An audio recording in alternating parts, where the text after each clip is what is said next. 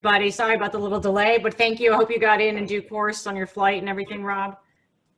Yeah, it was perfect. Thank you. Okay. Ready to rip when you're ready.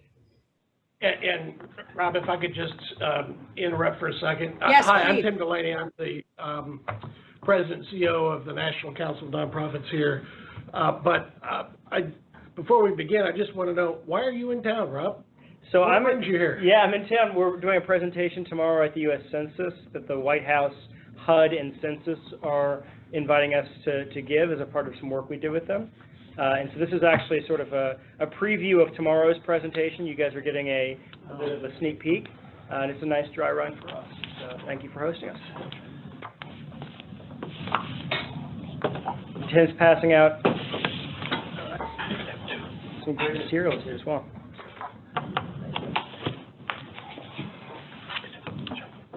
Yeah. Well, great. And Rachel, how long do I have? I want to make sure that I'm mindful of everyone's time. If you can, I don't know, maybe half an hour, 40 minutes, and then we can take some Q&A. And I don't know if you guys can see the Q&A, but I can see it from my end. And if you want me to interrupt you, or if you want to stop and answer questions along the way, that's fine too. That sounds great. Sounds good. Well, this presentation is going to have to be what they call a lightning talk, which is in 4 minutes tomorrow in front of an auditorium. So I will take plenty of time, and probably at least double that. But then we'll have plenty of time for Q&A and for some deeper conversation. So let me begin, and I'm not going to do this tomorrow because we don't have time for it, but let me begin by sort of just talking about opportunity zones, because it's something that where the public sector, the private sector, the philanthropic sector, the civic sector sort of all come together, and it's somewhat little known, despite the fact that there's a lot of real serious interest in it and a lot of new resources flowing into opportunity zones. So I'll begin by saying opportunity zones are new. This is a new part of the tax bill that was a part of the 2017 Tax Cuts and Jobs Act. It was based upon research that a group called the Economic Innovation Group had done. They're a nonprofit that was funded by a man named Sean Parker, who was an early investor in Facebook. And then it was run by a sort of Democrat-Republican duo. There's a real bipartisan sense to this, and very data-driven. And so it was driven by that sense of, hey, let's do something important for communities.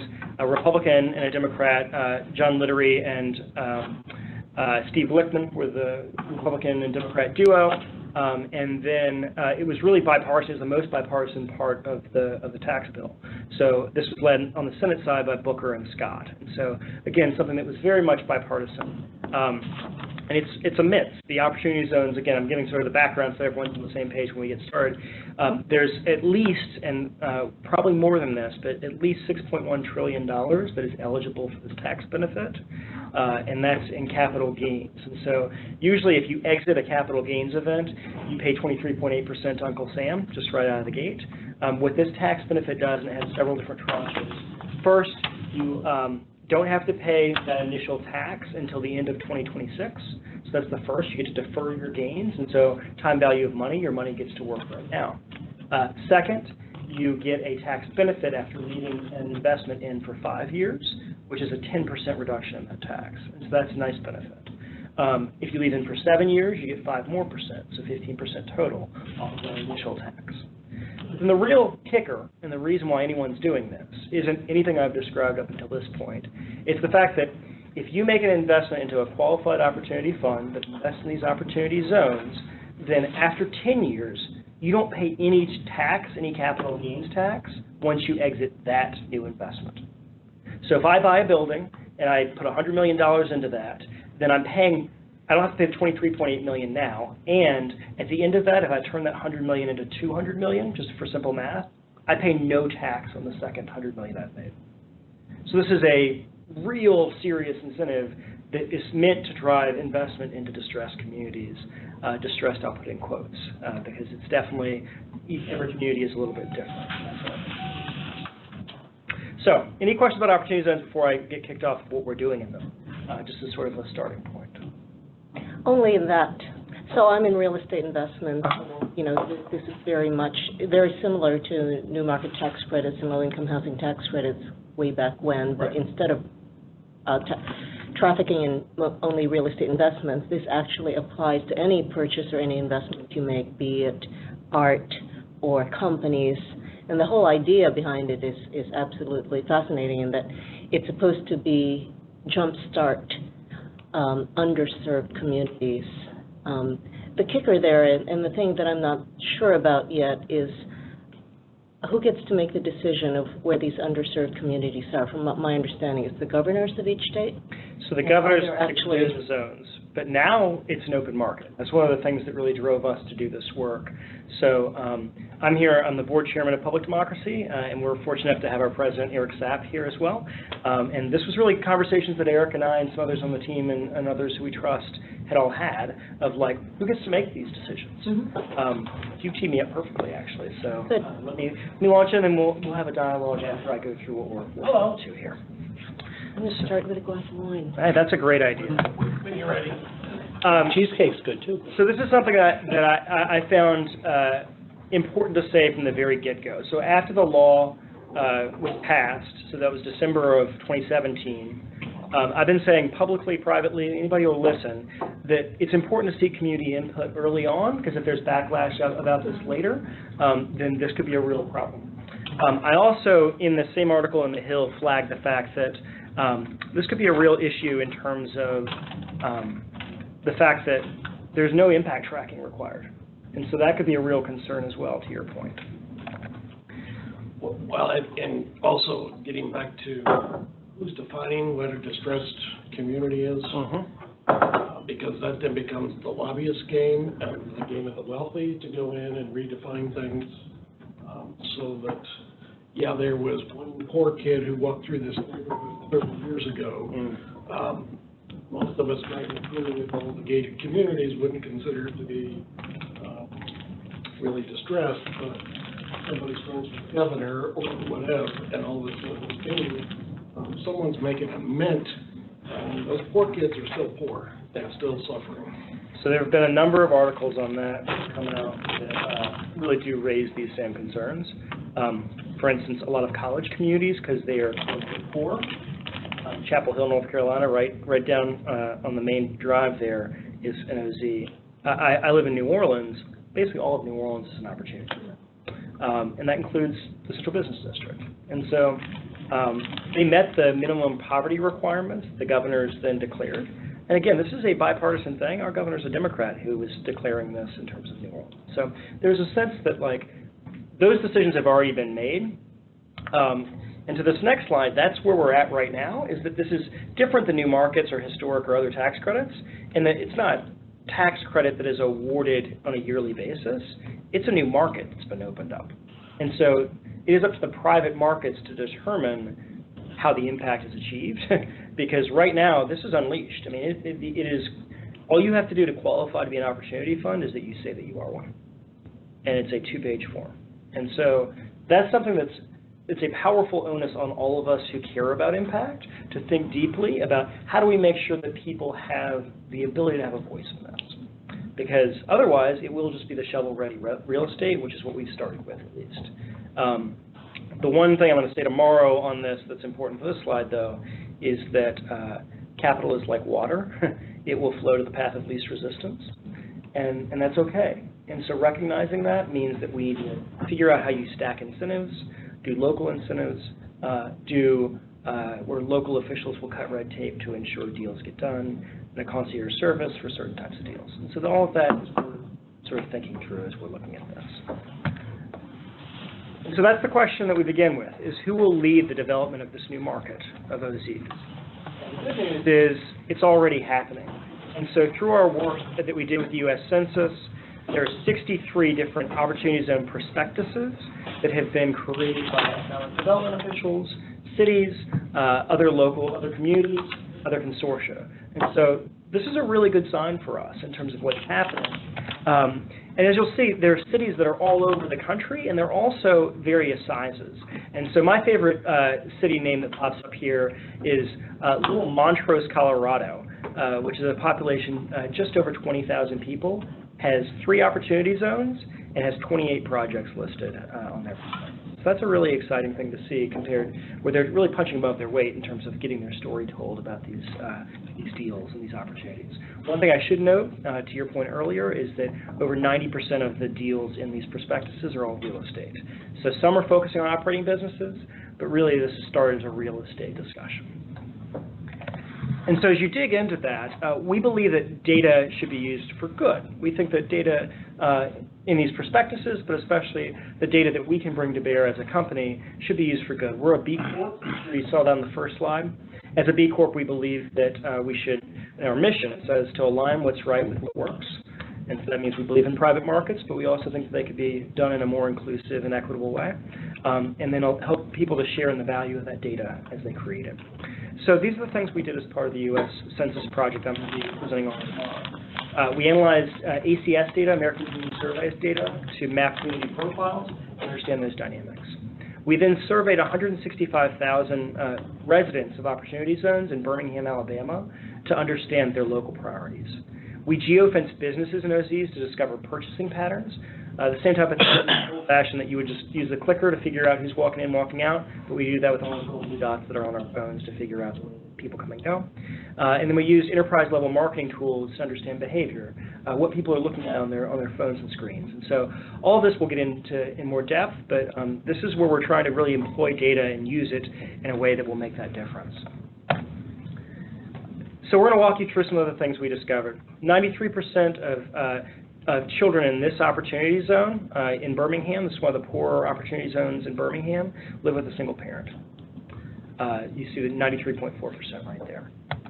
Likewise, as we looked at other maps, this shows the fact that the stuff that they're looking at on their screens is for single parenting as well. And so you categorize that under single parenting.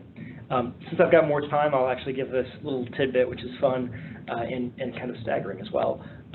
If you compare this is the poorest census tract in Birmingham, Alabama, to the richest census tract in Birmingham, Alabama. So they're looking for information on how to be a better teen parent or single parent. We ran this data in May, and it was all about two things. One, home improvement in the richer district, or two, graduation. And so what Eric likes to say is that if you take someone's lived experience, probably a lot of our lived experience, and think about every time you thought about a cousin's graduation or a child's graduation or improving your own home, and replace that with how do I find childcare that's affordable? How do I find diapers that are affordable? How do I be a good parent as a single mom? That's literally flipping our experience for theirs and trying to understand what their reality is like on a daily basis. This what's powerful about data is data informs you in a way that helps you to really ground you in reality. And then we asked them. We asked 165,000 people in Birmingham who we had engaged previously on prior surveys. We asked them specifically from the city, so the city economic development officials reached out and said, what do you want to see built next to you? And we saw it time and again, it was the single moms. That's the message here, is that after-school programs and childcare. You'll note that grocery stores are pretty low on this list, which is interesting when you think about what the city was already looking to do. So 70% of Birmingham's residents live in a food desert, and almost all of their OZ residents live in a food desert, but they don't want grocery stores.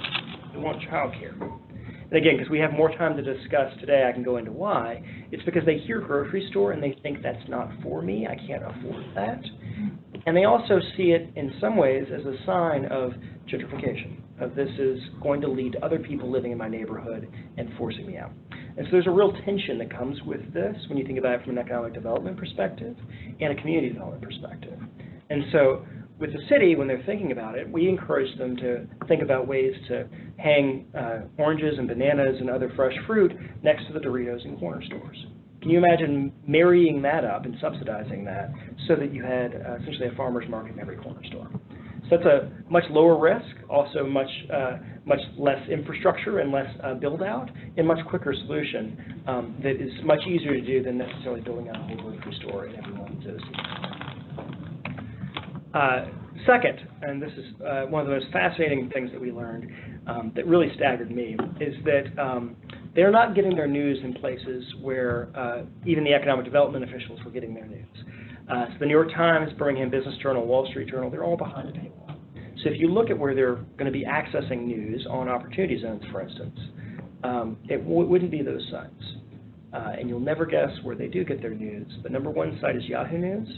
The number two is Fox News.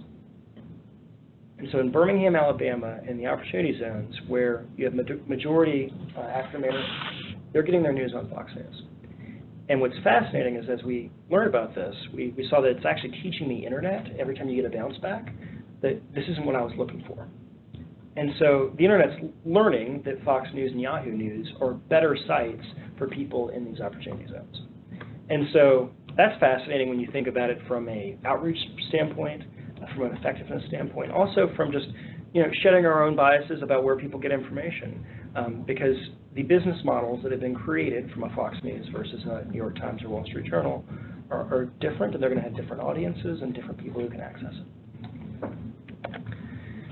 And then finally, and this is the most important point to me, is that the future of Birmingham's opportunity zones, quite literally the future, will be determined by single moms. If we are able to subsidize childcare, do mixed income, mixed use development, if we can do mixed use, especially around childcare, think about that. That every new apartment building that you're building, you incentivize there to be childcare facilities in the bottom floor. That is a game changer for these communities in a way where they need it, they don't have access to it now, and they're struggling with it. And so for economic development officials, but also for investors, that's called market intelligence. And being able to do really smart, really savvy public-private partnerships is the answer for how to make this tax incentive truly work on a local level. What I love about this too is that this is quite literally the future of Birmingham. Like the children themselves are the future, and their education is what will determine whether that city will be successful or not. And these single moms are the people who can't show up to town halls. They don't have the time for it. They don't have the ability to speak up for themselves. I know this because I was raised by a single mom. And so when you think about what that looks like and feels like, as someone who lived this experience myself, I know that this is a really important insight as we start to think about the future of this effort in Birmingham and elsewhere. So let's talk about elsewhere. Go ahead. I'm sorry, that was my question, how does it compare to Can I just want to interrupt you. We are on a webinar, so there are about, 20 to 50 people signed up online. So if you can just introduce yourself before you speak so they know who's talking. Sure. They don't have the benefit of a camera knowing who's in the room. Sure. Tim Delaney, National Council of Nonprofits. So, Rob, you were just saying how it is in Birmingham. Yep. How does that OZ compare with other places? Great question. So there's many different tastes and flavors of opportunity zones as there are across the country. All of them have to be below a certain level in terms of the poverty requirements. It was the same required criteria they pulled over from New Markets, and so that was what they were looking at there. There are many urban, there are a lot of rural. And that's one of the things that we think will be really powerful with this data-based approach, is the alternative to this is going door to door and asking people, like asking people what they would want in their OZ. The alternative to asking them on their phones, you can't even do that in a rural situation. And so we think this tool is going to be very powerful. And what we're doing tomorrow is we're actually sending out an invitation to economic development officials in cities all across the country, everybody who had these prospectuses and then others, where we're going to invite them to consider this opportunity.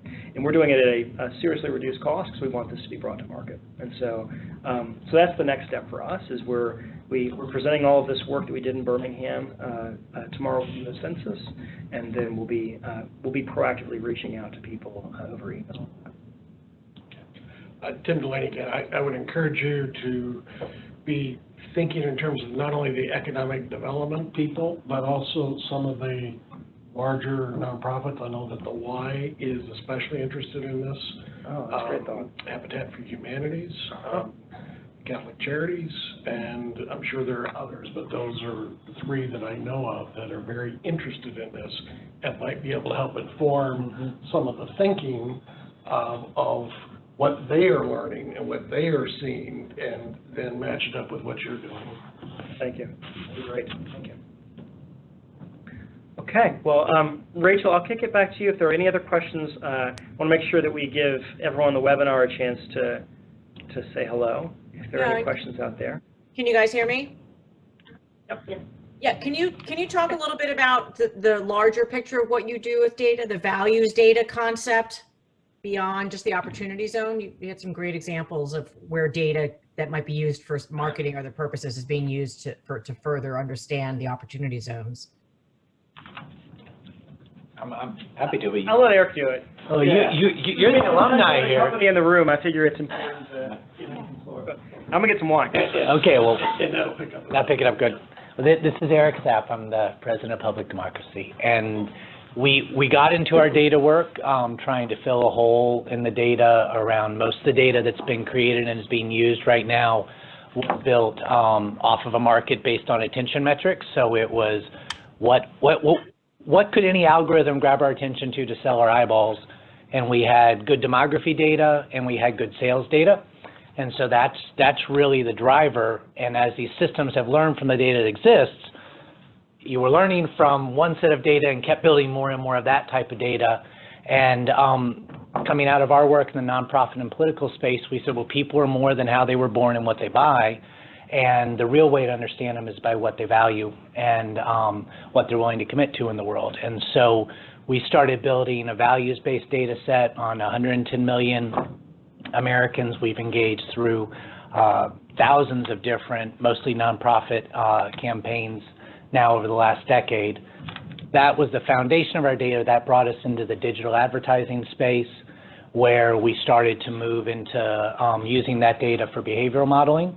And we've done a lot of work in the anti-sex trafficking space, using these tools to track predators, but also to find girls that are being trafficked and children in the child pornography area. One of the big breakthroughs that led to our most recent work, though, was we were approached by the lawyers that had brought the case against Monsanto over Roundup to use the tools we had to identify the clients for that case. And in that case, we had to find people who had non-Hodgkin's lymphoma and high exposures to Roundup. Those are two qualifiers, and then find people who would join the case. But non-Hodgkin's lymphoma as a medical condition is a protected class in data, which means you can't target people individually. And that forced us to start to develop behavioral models that allowed us to find people online, not based on their PI, personal identifiable information, but based on behavior patterns that were not tied directly to the person, but just the pattern itself. Like instead of tracking a herd through an area, you'd understand the lay of the land and migration patterns enough to know where they were going to show up. And it worked very well for the Monsanto case. We then applied it to helping vets with severe PTSD. Tell them the Monsanto story of where we found folks. Okay, so the way these models can work, the best person to show the ad to, our algorithms determined with Monsanto, was that it was someone who fit our targeting criteria. So their behavior was indicating that they had non-Hodgkin's and they were living in an area with high glyphosate usage, which was the carcinogen in Roundup. But the algorithm, deep learning learned the best person to show it was someone fit those criteria, saw our ad on their mobile when their mobile was traveling at a constant rate of speed on something not marked as a road on Google Maps. And so as kind of people, we can pause and think through who we'd found. We found the farmer and their tractor. And that person in that moment, and this has been the key to all, at the moment-based targeting instead of person-based targeting, in that moment, that farmer's by themselves in the cab, the tractor's running on GPS, they're surfing on their phone, whatever they're engaging on their phone at that time tells us they're ready for our ad. They're watching their workers spray Roundup in the field. Their wife was diagnosed a few months ago with non-Hodgkin's, and they know they've got 45 minutes on their own. That was the moment when we showed that person the ad, they'd call and join. If you showed that person 20 other times during the day, they wouldn't, but in that moment, they would. And we've applied that on the nonprofit space to click-to-calls to Congress on torture and climate and hunger and everything, where you can go into, we can just go into any congressional district without any pre-existing lists, and you find people in those moments when they are engaging content that they're looking for something. There, so many people right now that feel, I wish I could do something. I lack agency. Does anyone care? And you give them the opportunity in that moment to call their congressperson. then they'll do it. And then you can, and you then would track to know the call was placed, it was picked up. You could reroute calls if the offices weren't picking up, reroute them to their district offices, all of those things. And it's based on not saying, all I need to know about Drew is who Drew is, and now I'm just going to chase him around and bombard him with ads, but say what we need to understand is these moments when people are ready, when they are telling the internet, I want to do something, I want to be heard, I want to engage, I want to connect, and that's when you speak to them. So we applied those to working with vets who had severe PTSD, and we're the first group to develop models to bring these vets with severe PTSD, where paranoia is the top symptom, through an online funnel of engagement to where they gave us a social security number, their medical records, and often told for the first time the story of what happened to them in their attack to get help. And then that led us, we won some awards for that, and more significantly, it was one of the most moving experiences I've ever been involved in. I mean, we had guys writing letters about how they were alive today because of that program. And we knew with this approach we had something different, so we said, how else can we apply it? And we applied it to the opioid crisis, where we added another 10,000 external data sets to model the behavior that indicates someone's entering addiction. And that's allowed us to map out addiction patterns and trends and find people at some of the earliest stages of addiction well before they enter the system, and both map that behavior so public health and others can identify where these problems are evolving and things that are leading to them, like Adderall, for example, has popped up as a big precursor to addiction in our models that hadn't been identified previously, but Adderall, we know, and that law enforcement was identifying it. Opioids are so addictive because chemically they act the same as a hug. I mean, it's like almost identical chemical reaction. It gives us a sense of well-being, and Adderall, when Adderall and opioids are mixed, it deepens and extends that sense of well-being. That's what the addicts that are using it say. And about 8% of American teens are on Adderall. And so, like, when the data, to what Rob was saying earlier, sometimes data points to these patterns, the data starts popping in our model that pre-existing use with Adderall was an indication someone's going to be high risk of addiction. Why is that? You dig in, you find law enforcement saying this is a party drug. You follow that into the dark web and you see the users talking about why. That clues in on this deeper sense of well-being. And then you take it back in the public health space and you see, a teenager that is on Adderall that gets their first opioid, and all of a sudden, there was a 17-year-old in one of these chats that said, it's the first time in my life I ever felt I was okay, was when I mixed these drugs. And that's a really addictive thing. And so these are some of the outcomes that are coming out of the data. And then back to opportunity zones, we said, how can we apply these insights, understand if communities, and like with those single moms, you look at the census data, 97% of kids living in single-family households, boy, that's a problem. But you flip it around and you see these parents that are, the second highest thing they're spending their time on is, how can I be a better parent? How can I do my job and provide for my kids and get my kids everything I want? That's no longer a problem. That's an opportunity for the right businesses. And we've seen shifts in behavior in Birmingham with Launchpad, which is one of the big groups we're working with, where they're seeing that and recognizing that opportunity and seeing it as a way to both make more money and make a greater Yeah, this is one of the coolest things. Launchpad is and thanks Eric for all the, a lot of context. This is what it looks like in real sense. Launchpad is a co-working space that is expanding through opportunity zones, because they want to be in every opportunity zone because they know the mayors are going to be able to help them. But they also know that the investors are going to be looking for those deals, both real estate and then also the businesses that are working out of that co-working space. Really savvy, okay? But their work in Birmingham is now so much better because they have the data to say, look, we need to care about making sure the single mom has a great opportunity, because that's example number one. Number three. Number two is workforce.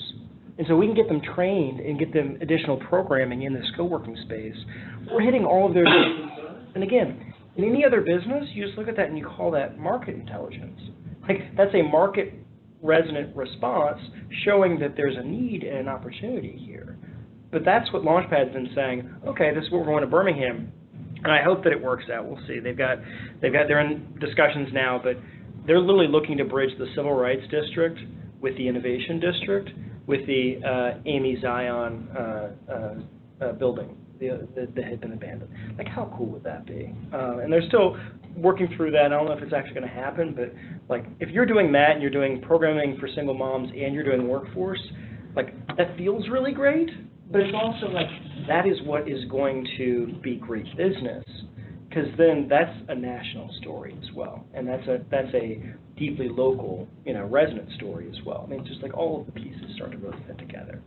And that's the beauty of data, is that data helps you to really peel away some of your own premonitions and your own Biases. Your own biases, exactly.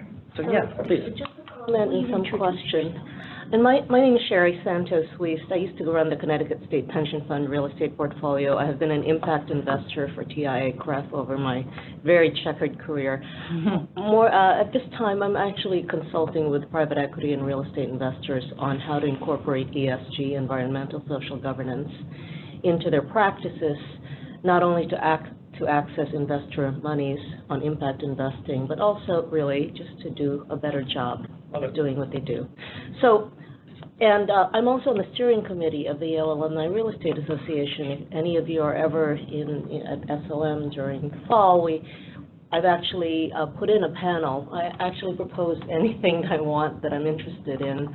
And opportunity zones was last year. Oh, great. Because when they came out, the investor in ding, ding, ding, ding, ding thought, I've invested in LIHTC and NMTCs, and this is another LIHTC NMTC that could be completely abused, no offense. I think at the end of the day, OZs are going to possibly, hopefully, provide good things as intended. I think there's a lot of opportunities until you start putting guardrails along it, and I think that this group is one of the groups that could possibly start implementing those guardrails so that it, that we can target and put capital where it's most needed. And I think that data is the key to that. My question is Launchpad and these things. I think that there's a lot of overlap. By the way, there is a reason why opportunity zones as well as innovation areas, they all have something in common. It's called cheap rent.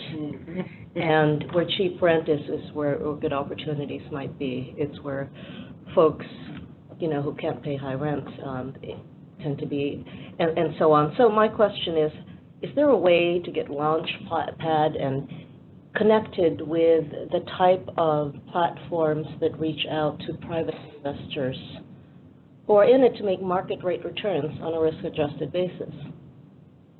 So my hope is that we will be able to actually announce the partnership that we're working on. Yeah. Can we talk about it? It's public now. So there's a group called Local Vest that we working with, and that's, I guess, the easiest way of describing it is basically Zillow for finding opportunities, or Redfin, or one of those other platforms. It looks and feels very much like that, but they've already been making connections for opportunity funds, for investors credit investors to find these funds. Our goal is to actually partner with them to be able to build some of this data into that, to then, you can imagine what could be possible. We could do a sort of badging system where if your fund is meeting up with local needs and opportunities, like that gets a badge. If it's meeting up, if it's women-owned, veteran-owned, it's minority-owned, if it's, whatever the local, like city officials, other officials say, these are our priorities, which we already know because they're in the prospectuses. I mean, some people are saying equal opportunity zones. That's, I think, Hartford, Connecticut is saying equal opportunity zones, and they're making it all about equality and equity, and that's their own thing, right? Some are saying we just want as much capital as possible to flow to our community, and that's what's neat, is that there will be a bunch of different flavors of this. But that would be, that's something that we've been working on. Eric, do you want to say anything else about local devs and sort of the? Are there any particular markets you're targeting because of the size and bulk of their opportunity zone capital?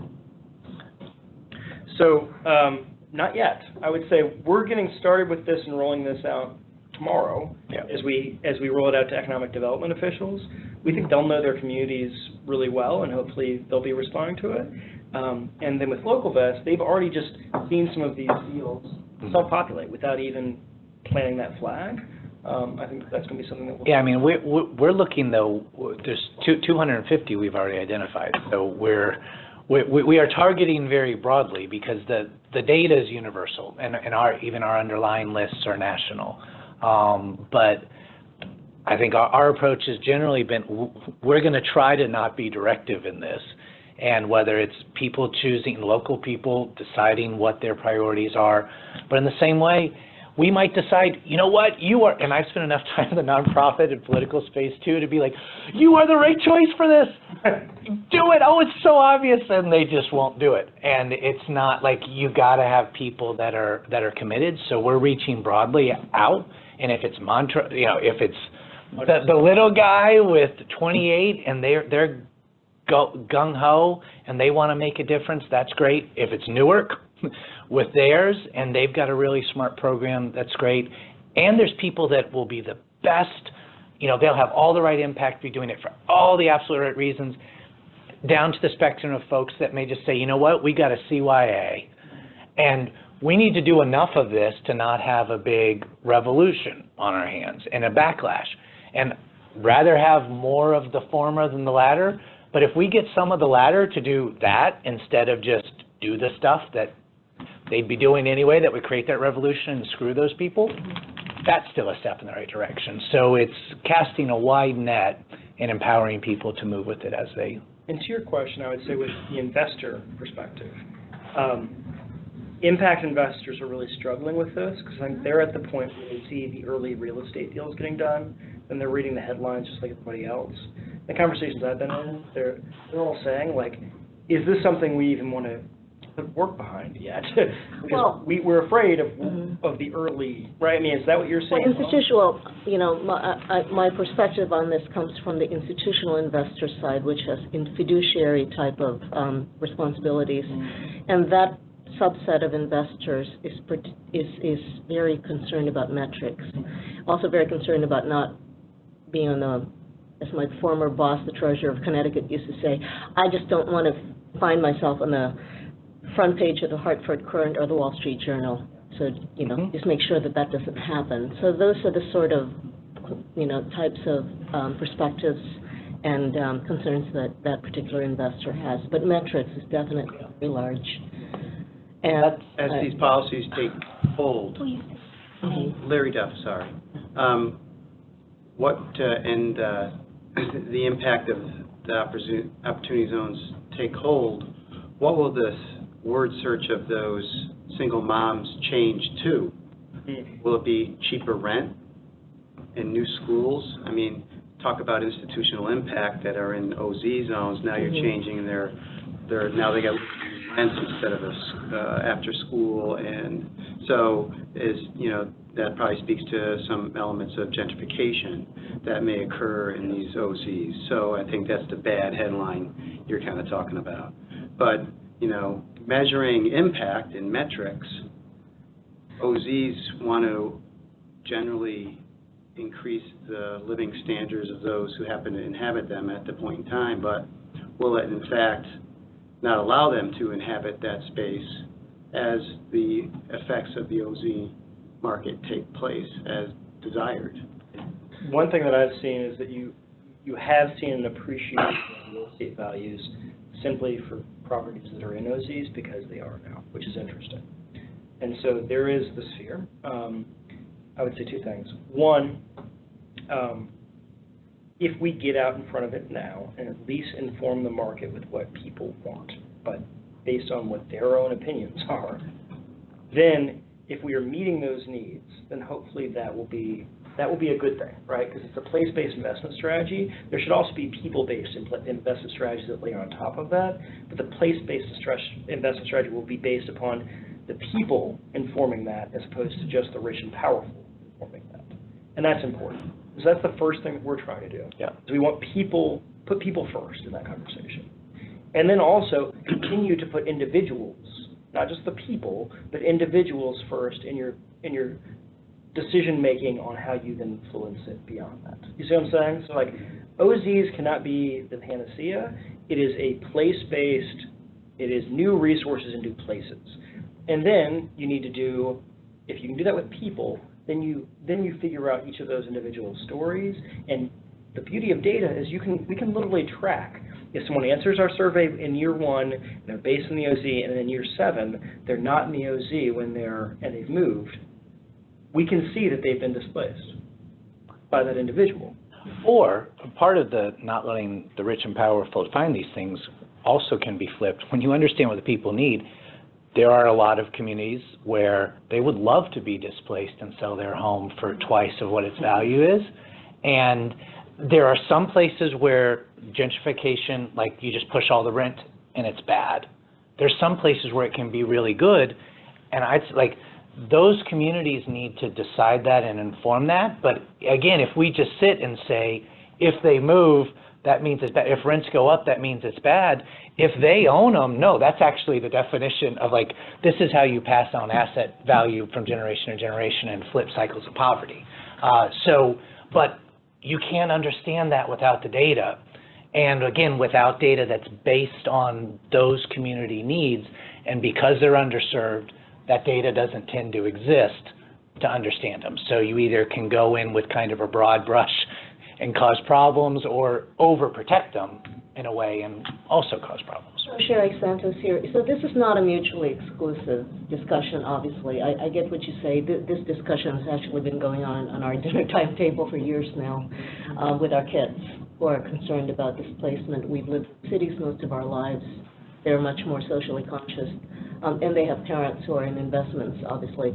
But I think what you're suggesting is that for the community to be heard, to actually be represented in this discussion more strongly, that data should, how do you get that data to the community? Do you do it through municipalities? Because I'm telling you, you're not going to get that information through Anthony Scaramucci, who just joined, who just raised $2 billion in an OZ fund, right? You need to get it to the people who are. Yeah, so that's the emails that we're sending out tomorrow, which is as soon as we launch this U.S. Census at this event, we are emailing everyone who is, every official, whether it's a city official, economic development leader, or an economic development organization, or in some cases there are already consortia around this. In Cleveland, there's Opportunity CLE, that is The big cities are much more sophisticated about that. That's been my experience. Yep. And so there's 63 of those prospectuses, and then also,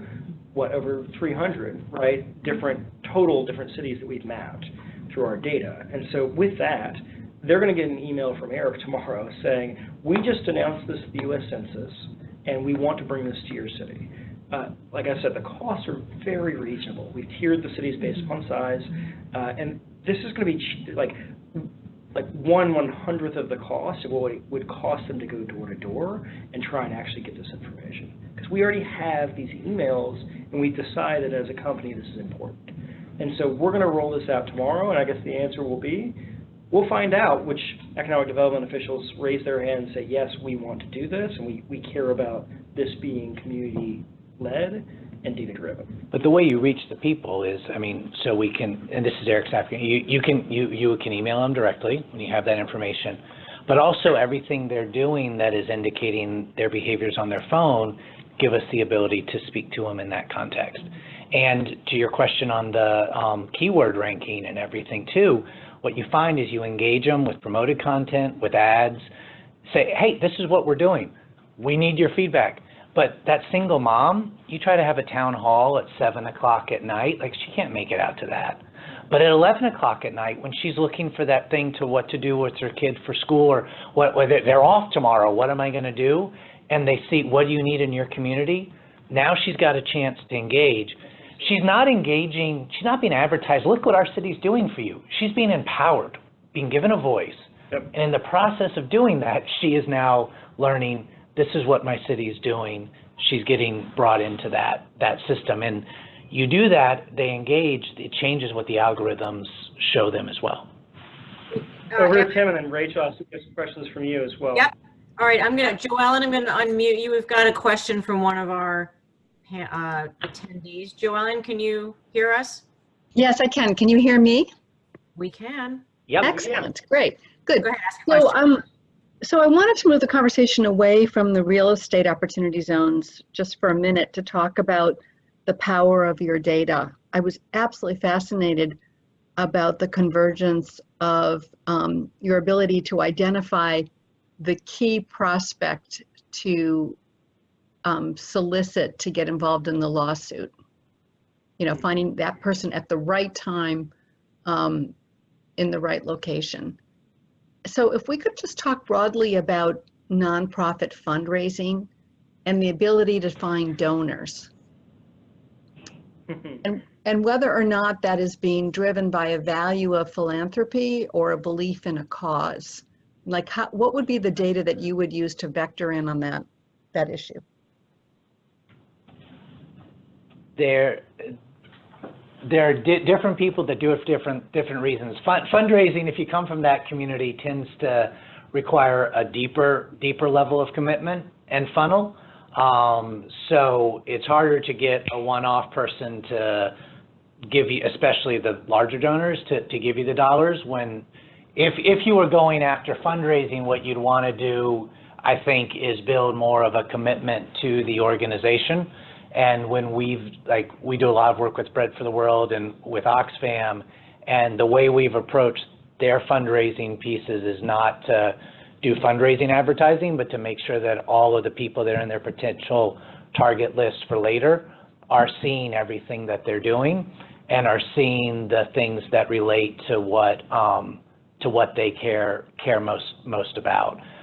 You can overlay based on the behavior patterns, whether someone is more value driven on the advocate side. It's very easy to cross people between the different issues because they're actually not engaging on the issue most of the time. They're engaging on the core value that drives them to that issue. So, you know, on the same, four people could take the same action on hunger. One person does it out of a sense of justice, cosmic justice. The world shouldn't be this way. Someone else, there's a clear group, their heart breaks at the thought of a hungry child, and just a child hungry breaks their heart, so they're going to do something. Someone else says, you know, what if it was my child? Or love your neighbor, and someone else might say, well, the Bible says I have to, that's the rule, and they do it. And those four people take the same action, but they do it for four different reasons. And that can be identified, tracked in by all the keywords and what they're engaging with, by the other content they engage, and you can model off of that. And that would apply, there's giver groups on this principle of philanthropy. From those two, much is given, much is expected. That approach to the world would play out in a clear segmented group, and you'd probably have your best overlaps. You find that group overlapped with whatever the specific value is that you're raising around, and that would be the way to grow it. So what are actually... No, go ahead, please. I was going to ask a follow-up. What are the values? How are you identifying those people? How are you finding that matrix of values? Is it keyword search? Is it what they read? I mean, how are you doing that? So in our list of the 110 million that we built out, we built that out of originally mostly political work. We did a lot of values-based entertainment. These big movies come in and they spend a lot of money and then they all disappear, and they just left us holding all the data over a decade ago. But we built a system to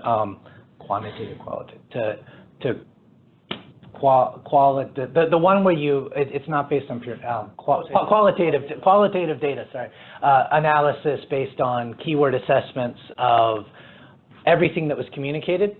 So looking at what the values were as we were writing all these campaigns, I taught our staff based on these core values that we'd identified out of our early political and nonprofit work.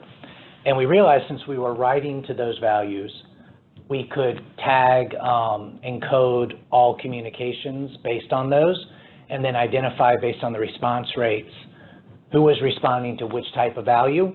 And that then started feeding data understanding, machine learning understanding that allowed us to further refine the profiles we were using in our communication, and now take it into the online space where, especially if you free yourself from PII, it's what people are searching. We all know kind of, the Google search type of stuff. That's only about 5%. Most of what we're targeting, able to model off of, is just what you're seeing on your screen. So it's the content you're reading. It's also a lot of the messaging apps. If you have a free app on your phone, it's free for a reason generally. And that is because it allows advertisers to model that behavior. And what we've done is kind of hack all of those things that were built to sell you information and use those tools to gain insight and map these values behaviors, all at the non-personal based level, but at a level that provides some strong understandings. And let me just underscore one thing Eric was just saying this to Rob again. I mean, what's powerful for me in terms of this company and its purpose is that as opposed to just commercializing that, which could have been done, or just selling that, which was also an option earlier on, we decided we wanted to be a B Corp. And so we wanted to be a benefit corporation to ensure that people gain this value that they've already invested in, right? People have already told us what their values are over the last decade. Now, we've just used that information to be able to make sure that we're ensuring that Oxfam and Bread for the World are able to message to them in a way that's more meaningful to them, in a way that's really resonant. But like the longer term point is that we have it's a lodestone of value, right? That values data, just like all of the rest of our data, is really, that's not just ours. We're a steward of that. And so that's what the BCorp status signifies, and that's really important because nobody else is doing that.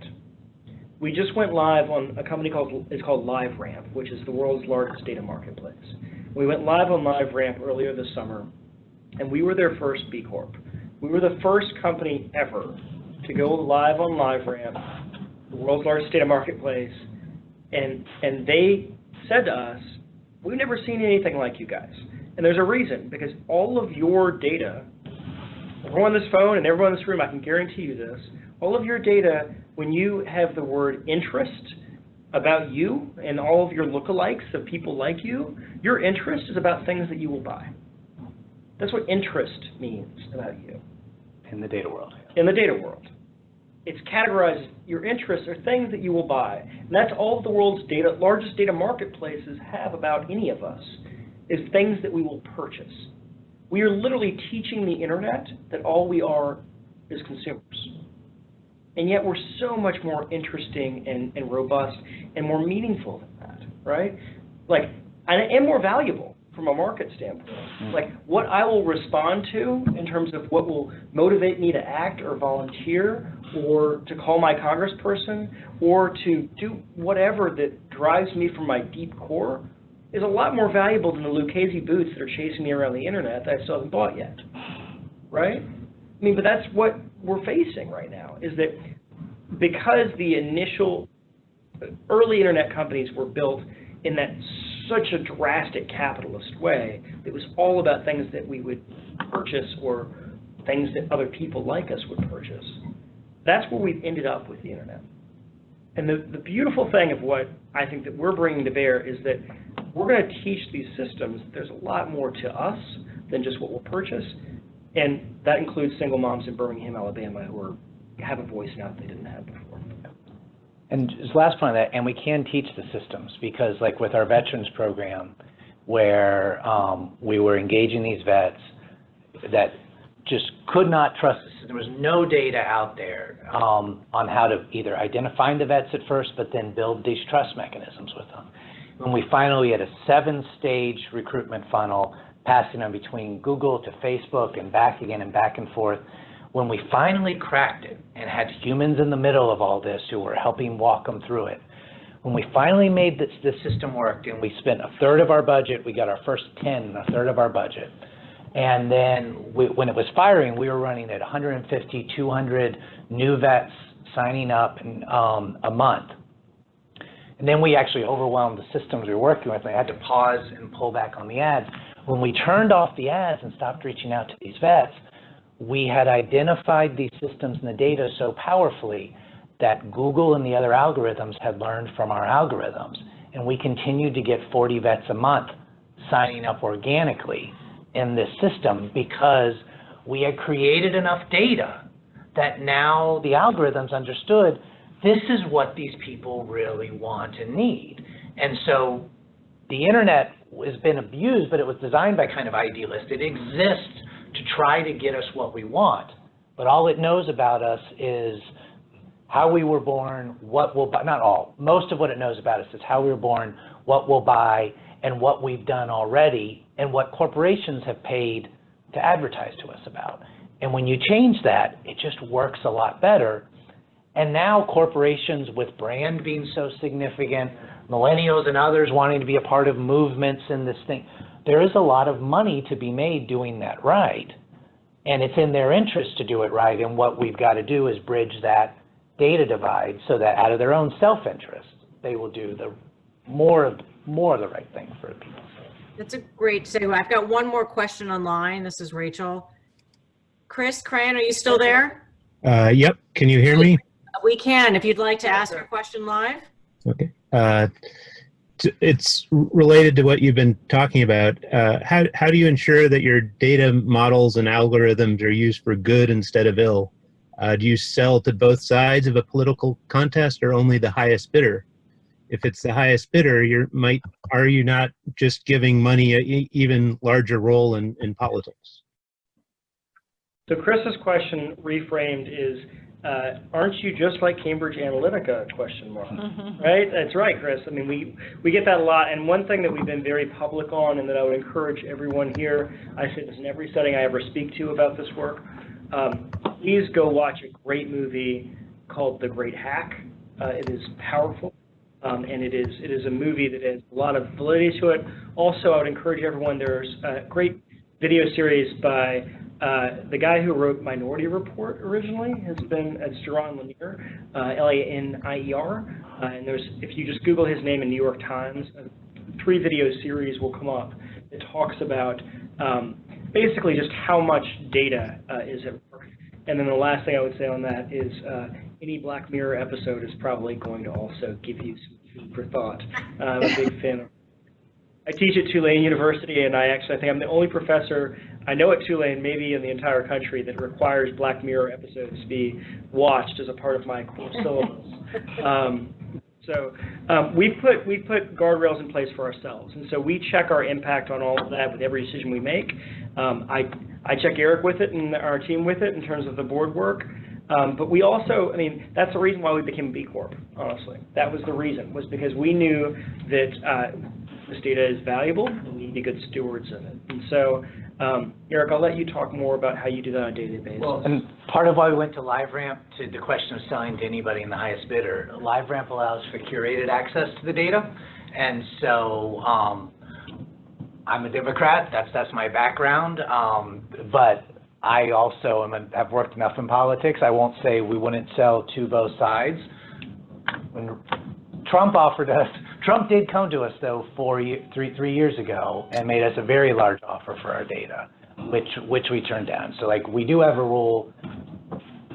We're not selling anything into that particular space at this time. That's kind of one of our guardrails. But our bigger one is, again, the type of data that we build and collect, and we have, like, data is a tool, and any tool can be used for ill or bad. No matter how hard you try, anything can be of use. Also, humans have never invented a really powerful tool and then stopped using it. So the idea that we'll somehow put this genie back in the box, I think is not realistic. So how do we use these data tools we have, which can be one of the strongest democratizing economic equality tools out there and incentivize them more to the good. And that's by the type of data that we build. And so our data, our values data, is not fear-based data. It's based on what people will commit to in the world. It's based on what they'll come together to work on in the world. And that type of data, you might be able to use it to do something that's not as positive, but it's going to be a lot harder and a lot more expensive. So like, you know, a rifle and a hoe can both be used to kill somebody or dig a furrow that you plant crops in. But one of them is going to be much more likely to be used for the one, and one's going to be much more likely to be used for the other. And so when we're building data that's based on what people care most deeply about, what they want to do together, how they can have agency, like if you look at what the Cambridge stuff did, it was all about teaching you to fear your neighbor and to say, the world's out to get you, you don't have hope, you need to stay in and be isolated. And it was entirely built on these attention metrics. The difference between attention and commitment, if you think about the things that get you to click on that next YouTube ad, or that next thing that's just trying, it's drawing you and it's, oh, this is it, or that next article on the latest tweet. If you think about how you feel in that space, it's this kind of, think back into your mind, it's this isolating, it's focused on you. When you're going click to click to click, you're just in that space by yourself. If you're thinking about something that you're committing to, that you are going to make a difference in, you tend to envision yourself more in the real world, more often. You will envision yourself doing these things with others. And those subtle psychological differences we think are very significant as well. And so it's the type of data we build. It's the, we do have some curation. Well, we have total curation abilities on it, but human curation is not going to be as significant a factor as the data itself. And I will say this is one of the reasons why we've decided to move, again, from partisan politics, where it originally got its start, towards the common good, right? I mean, that is very much the shift that the company made when we rebranded as public democracy, became a B Corp, all of that. We became more of a data first because we realized the people whose data we've been gathering, this is not a partisan thing. This is actually something that's really valuable for them, and we're stewards of that. We need to use that information for good, but also to then, and again, to the impact investing point.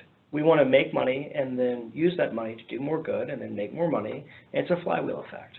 And if that flywheel effect really starts to happen with profit and purpose, then like, isn't that what we're all here for in the first place, right?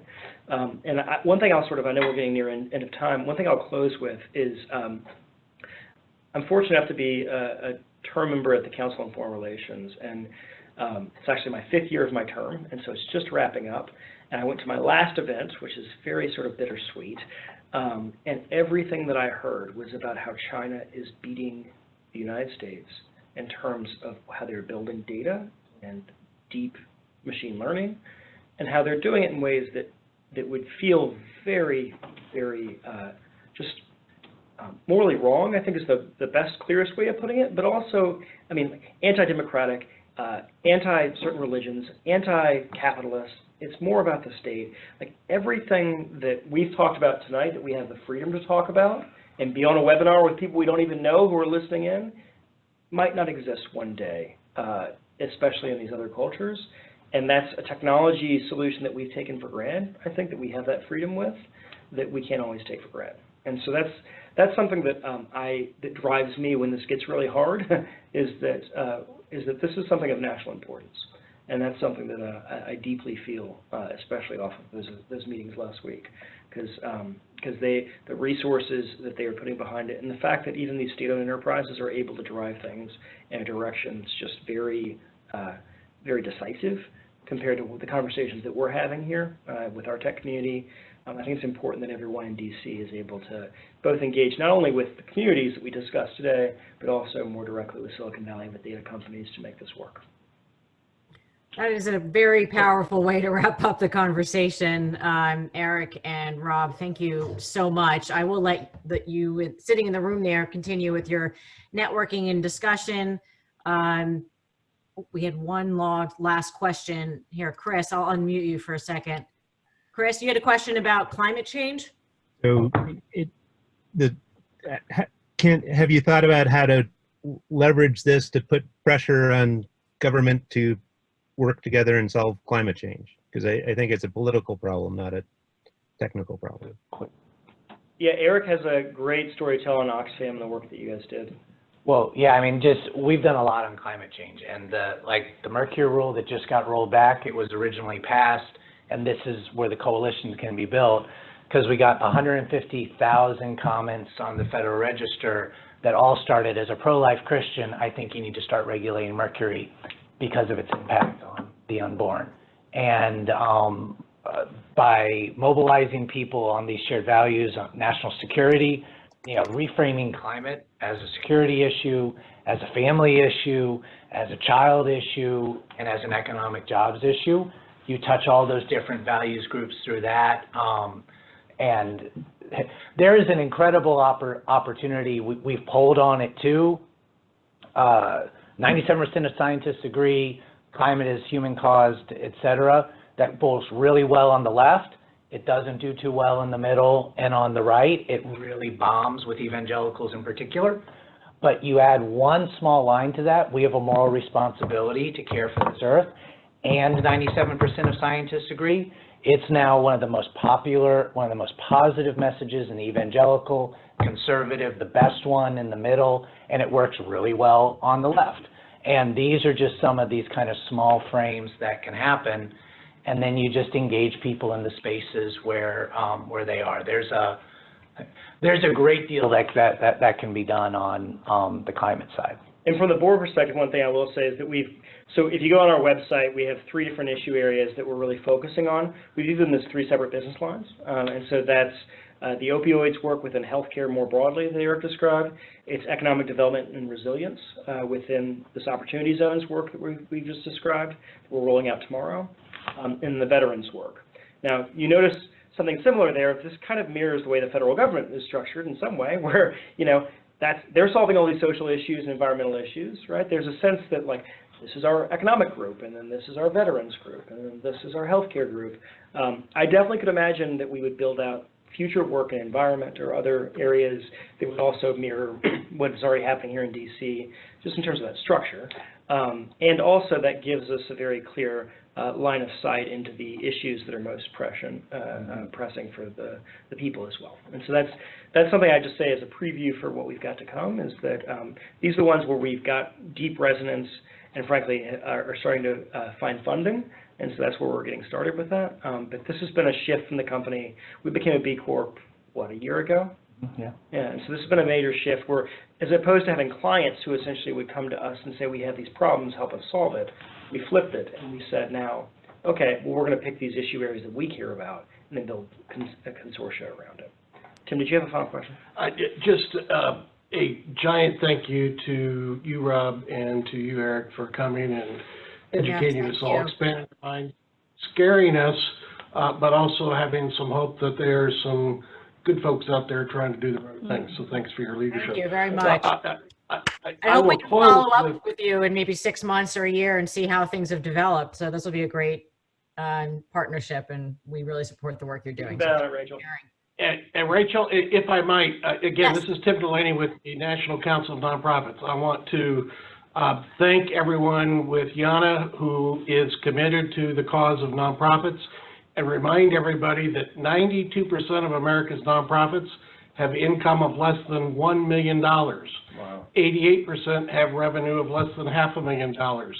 These nonprofits are hurting, and so when you're looking to give your year-end gifts, no offense to the big name nonprofits, but look in your own backyard at who's doing some important work, because the new tax code that offers the Opportunity Zone also took away the charitable giving deduction for regular Americans, and as a consequence, 27 million fewer Americans itemized their deductions last year because they couldn't qualify.